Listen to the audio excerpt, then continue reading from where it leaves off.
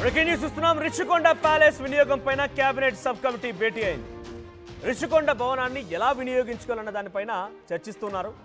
So Rishikonda భవనాన్ని ప్రజా వినియోగంలోకి తీసుకురావడం, ప్రభుత్వానికి దాని నుంచి ఆదాయం వచ్చేలా చేసే అంశాలపైన కసరత్తు జరుగుతోంది. త్వరలోనే రిషికొండ ప్యాలెస్ వినియోగం పైన ప్రభుత్వానికి నివేదిక అందబోతోంది.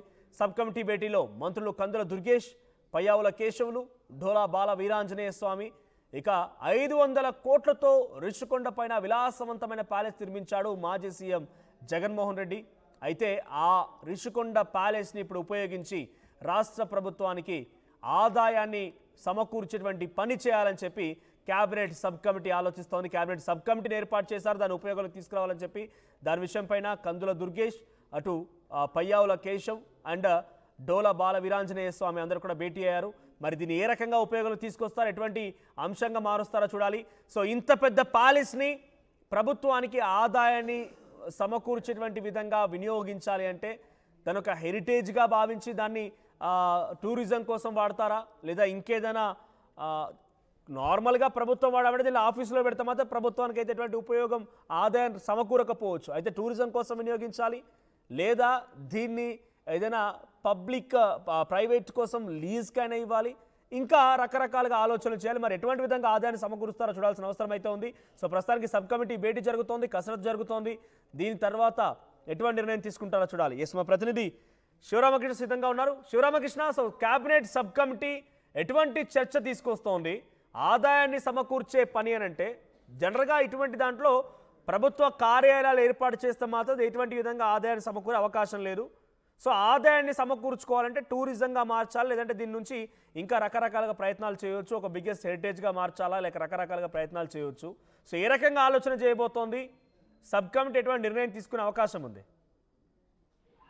మనోజ్, రిషికొండ ప్యాలెస్ వినియోగంపై కేబినెట్ సబ్ కమిటీ అయితే వేసింది. అయితే రిషికొండ భవనాన్ని ఎలా వినియోగించాలన్న దానిపై ఒక చర్చ అయితే సాగుతుంది.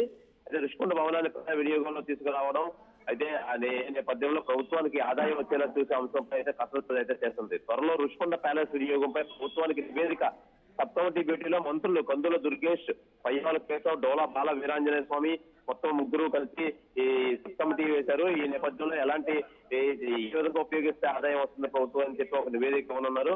అయితే ప్రధానంగా మనం అందరికీ తెలిసిందే 500 కోట్లతో ఈ రిషికొండ విలాసవంతమైన ప్యాలెస్ అయితే నిర్మించింది మాజీ సీఎం జగన్మోహన్ రెడ్డి.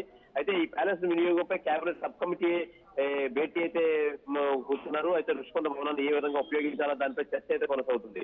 రిషికొండ భవనాన్ని ప్రజా వినియోగంలో తీసుకురావడం ఎలాగా, ప్రభుత్వానికి ఆదాయం వచ్చేలా చేసే అంశంపై కసరత్తు అయితే చేస్తున్నారు. ఈ ముగ్గురు మంత్రులు కలిపి ఈ ఒక సబ్ కమిటీ అయితే వేసింది. దీనిపై అసలు ప్రభుత్వానికి ఏ విధంగా ఆదాయం వస్తుంది, ఏ విధంగా చేస్తే ప్రభుత్వానికి మేలు జరుగుతుందని చెప్పి ఒక ఈ నివేదిక అయితే ఏమనున్నారు ఈ సబ్ కమిటీ భేటీలో మంత్రులు కందుల దుర్గేష్, పయ్యావుల కేసు, డోలా బాల వీరాంజనేయ.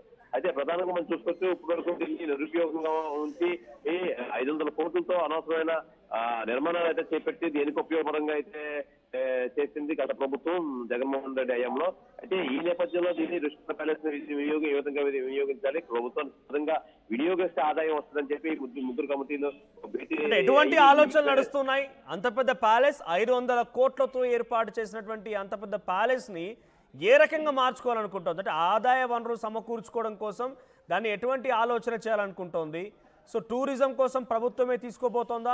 జనరల్గా ఇటువంటి దాంట్లో టూరిజం కోసం వినియోగిస్తూ ఉంటారు, లేదంటే ప్రైవేట్ లీజ్కి అప్పగించే ఆలోచనలో ఉందా? ఎలా ఆలోచన చేస్తోంది? బేసిక్గా సబ్ కమిటీ యొక్క ఆలోచనలు ఏ రకంగా ఉన్నాయి, ఎటువంటి సజెషన్స్ వస్తున్నాయి? మనోజ్, ప్రధానంగా దీనికి టూరిజం ద్వారా దీని ఆదాయం తేవాలని చెప్పి ఒక ఆలోచన అయితే ఉంది. ఆ నేపథ్యంలోనే సబ్ కమిటీ భేటీ అవుతుంది. అయితే టూరిజం సంబంధించి అసలు ఏ విధంగా, అంటే ఈ ఇంత కాస్ట్లీ బిల్డింగ్ టూరిజం గా అప్పచెప్పిస్తే దానికి సంబంధించి మనకి రెవెన్యూ బ్యాక్ వస్తుందా లేదా, లేదంటే వేరే విధంగా వెళ్తే ఆదాయం ఏ విధంగా వస్తుందని చెప్పి ఈ సబ్ కమిటీ భేటీ అయితే అయ్యారు. ఒక నివేదిక అయితే తయారు చేస్తున్నారు. నివేదిక తయారు చేసి ప్రభుత్వానికి అయితే అందజేయనున్నారు కందుల దుర్గేష్, పయ్యావుల కేసు, డోలా వీరాంజనేయ స్వామి. అయితే ఈ 500 కోట్లతో నిర్మించిన ఈ భవనం ఏ విధంగా వస్తే, ఏ విధంగా చేస్తే ప్రభుత్వానికి ఆదాయం వస్తుందని చెప్పి వీళ్ళు ఆలోచన అయితే చేస్తున్నారు. మాక్సిమం టూరిజం ద్వారానే దీన్ని ఆదాయం తెచ్చుకోవాలని చెప్పి ఆలోచన చేస్తున్నట్టయితే వార్తలు అయితే వస్తున్నాయి. ఈ నేపథ్యంలోనే మొత్తం అంతా నివేదిక తయారు చేసి ప్రభుత్వానికి అయితే ఉన్నారు Manoj. Right, thank you Sivaramakrishna. So మొత్తంగా సబ్ కమిటీ భేటీ జరుగుతోంది. 500 కోట్లతో చాలా అత్యద్భుతంగా ఆహ్లాదకరమైనటువంటి వాతావరణంలో the biggest palace Rushikonda palace.